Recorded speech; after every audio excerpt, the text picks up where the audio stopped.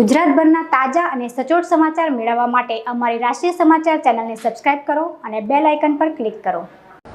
હાલ નવરાત્રિમાં ખેલૈયાઓ ધૂમ મચાવી રહ્યા છે। સુરતમાં મોટા આયોજનો થયા છે અને ત્યાં યુવાનો ખૂબ જ ઉત્સાહ સાથે ગરબા ઘૂમી રહ્યા છે।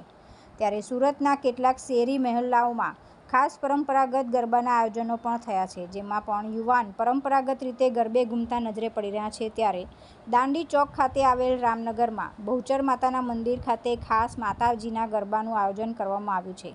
નવરાત્રિને લઈ છેલ્લા 15 વર્ષથી કિન્નર સમાજ દ્વારા બહુચર માતાના મંદિર ખાતે વિશેષ ગરબા આયોજન કરાય છે। ગરબાના મહત્વને ધ્યાનમાં રાખી ખાસ આ આયોજનો થાય છે। આ ગરબા આયોજનમાં રોજના 3 થી 4 હજાર લોકો ભાગ લે છે અને મોટી સંખ્યામાં લોકો અહીં ભક્તિભાવને શ્રદ્ધા સાથે ગરબે ઘૂમે છે। મારું નામ છે પ્રિયંકા કુંવર નાયક નૂતન કુંવર।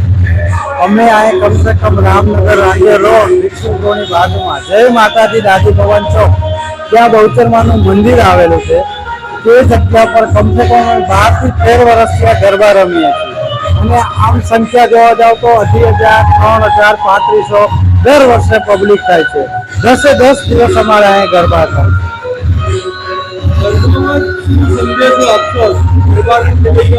ગરબાના ખેલાડીઓને એવો સંદેશો આપ્યો કે બધા શાંતિથી અને ખૂબ સરસથી રમે અને એમને માતાજી ખૂબ પ્રગતિ કરાવે અને જે કોઈ દુનિયાદાર છે, જો કોઈ છે એ હવને એક જ અમે આશીર્વાદ આપે કે માતાજી એ ફૂલે ફૂલે અને એના બાળ બચ્ચા શક્તિ રહે અને ખૂબ પ્રગતિ કરે। ચૈત્રી નવરાત્રિનું અમે એટલું જ મહત્વ આપીએ છીએ અને આસો નવરાત્રિનું પણ એટલું જ મહત્વ આપીએ છીએ। ચૈત્રી નવરાત્રિમાં અમારે અહીંયા માતાજીના દર વર્ષે ચૈત્રી ચૌદસના 8 થી 9,000, 10,000 માણસનો ભંડારો હોય છે અને બહુ મહત્વથી ઉજવીએ છીએ।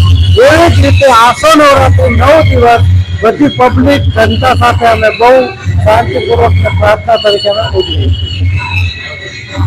એક તરફ લોકો મોટા ગરબા આયોજનોમાં જવાનું પસંદ કરતા હોય છે, તો બીજી તરફ લોકો પરંપરાગત ગરબે ઘૂમવાનું પણ પસંદ કરતા નજરે પડી રહ્યા છે। અહીં બહુચર માતાના મંદિર ખાતે થયેલા આયોજનમાં લોકો પરંપરાગત ભક્તિભાવ અને શ્રદ્ધા સાથે ગરબે ઘૂમતા જોવા મળ્યા હતા।